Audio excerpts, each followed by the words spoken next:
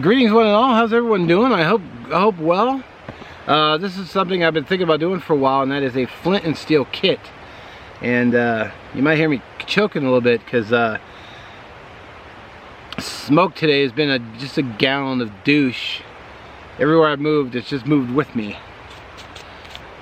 Like, why can't I have that kind of power at the lottery? Win. Anyway, let's get to it. I got some stuff here I want to show you that go over the kind of the kit and why it's not part of my regular fire kit. Alright, so hopefully you can see all this. Just trying to get a nice close-up. I'm using a Nikon.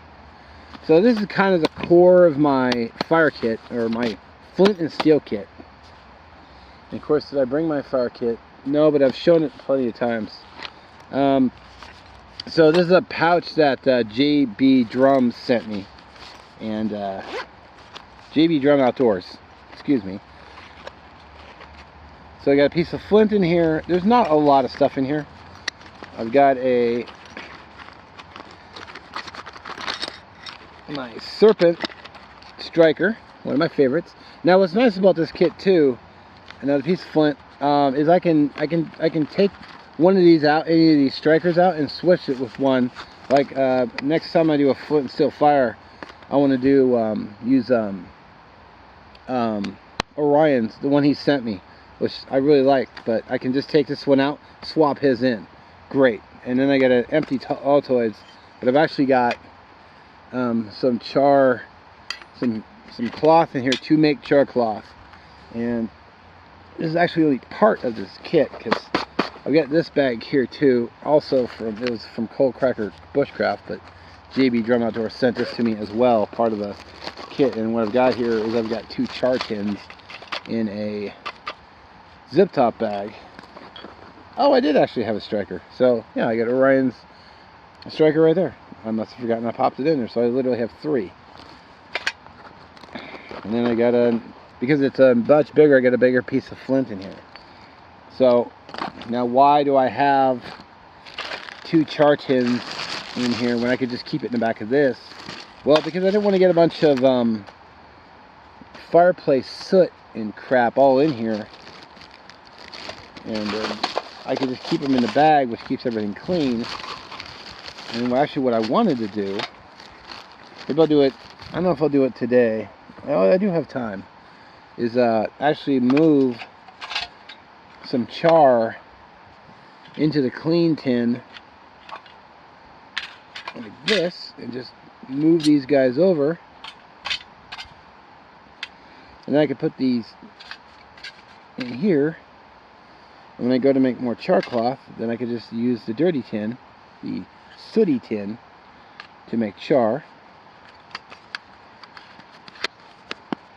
And then I'll have my char tin in here just ready to go. And it probably wouldn't be a bad idea to get like an oxygen absorber, put it on the bottom, so, or maybe a piece of paper towel or something on just fit it in the lid and also on the bottom to help keep moisture out.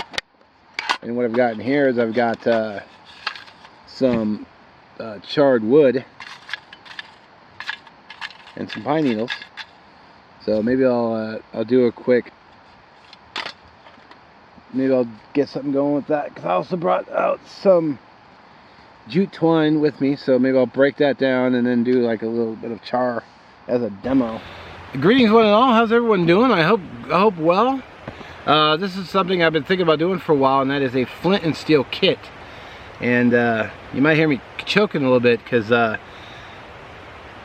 smoke today has been just a gallon of douche. Everywhere I've moved, it's just moved with me. Like, why can't I have that kind of power at the lottery? Win. Anyway, let's get to it. I got some stuff here I want to show you that go over the kind of the kit and why it's not part of my regular fire kit. Alright, so this is I think this is a Western red cedar, but it's kind of on there's some green left, but it's kind of on its way out. It may not even be it might be a cedar, but if you scrape, I might be able to get a bird nest by scraping some of this with my blade and getting it bundled that way. But I've had sketchy results with Western red cedar. One day it'll go up, and the next time I come out, it won't go. It's like Don't know why.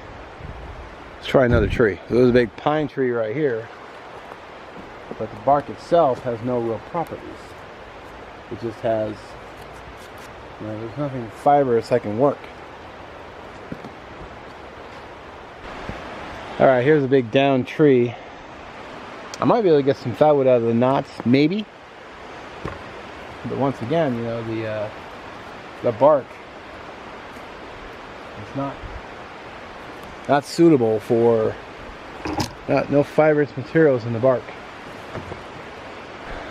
Alright, so I'm in this little grove right next to my site, and as you can see, I've been well, this wasn't me, because I usually try to cut lower to the ground, but I got a lot of standing dead. This one's alive. I can see the green on top, but this one here is standing dead. I can tell because there's no, well, I could actually just push this over. In fact, today's fire was made with a tree I just pushed over.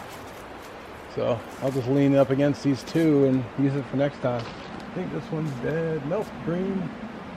Usually I just give it a shake at the top. If I see green move, I know it's still living.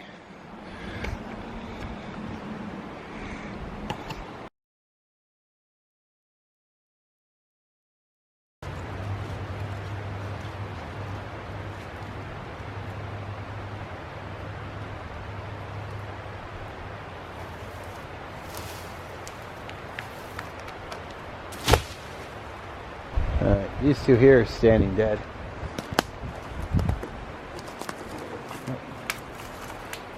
Like, these two here are dead.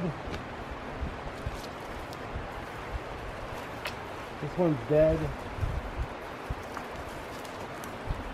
I'm going to try to hang the branches up so it'll stay standing until I decide to come out and use it for firewood. This one's dead too. I can tell by the top. I can like push that over. This one here is also dead. Standing dead. So I got a lot of wood out here I can use. This guy here is, it's standing dead too. So, you know, when I need them right here. And that's not even the stuff that's laying down, but none of the bark is, you know, like here's a bit of the bark. See, there's no, you know, it's not fibrous at all. So, got a lot of these little pines. So I just spotted 3 more standing dead. So yeah, I got fuel for days, firewood for days, but no real tinder. And then the whole ground is just covered with moss. You know, there's a lot of moss on the ground, green bushes. I don't know what they're called, but not much I can use with these. So I could do a twig fire, which I might do next time. I'll do a twig fire. I haven't done one of those in a while, or I haven't done one of those yet this year. Just an open flame, a little handful of twigs. That's kind of fun to do. Got that from Derek Ferrier. So, alrighty. So before I wrap this video up, I'm gonna take a chunk of this jute. I'm gonna break it down, probably off camera. And I'm gonna try to do a little flint and steel, that punk wood.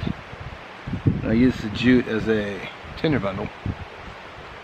So I'll do that off camera because I gotta pick everything up and put it all away again. So I'm gonna use the Orion Striker.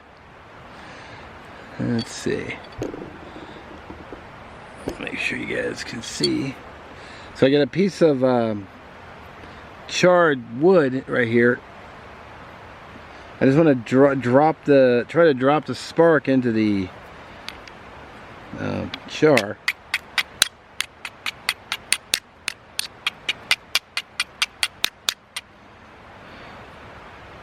I remember one time he was kind of doing it sideways. I don't want to burn my bag.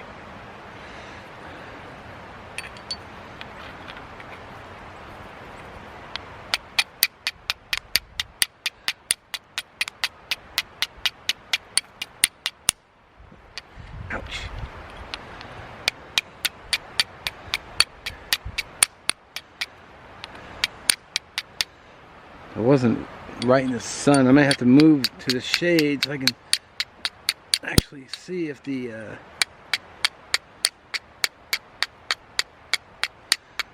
yeah, I might move to the shade. Yeah, I love sunshine, but the camera doesn't. Neither do sparks. Unless I was doing solar, that'd be far perfect. I should have done solar.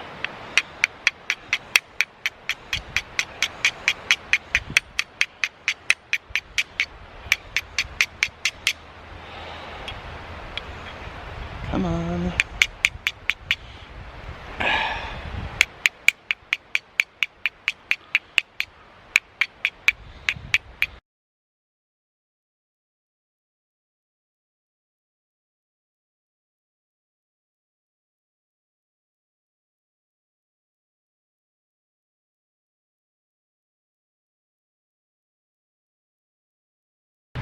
Alright, I'm gonna give this another go at another time. I think I need to, well, to be totally honest with you, I need to go find an outhouse because my concentration is elsewhere. So thanks for watching. We'll catch you next one.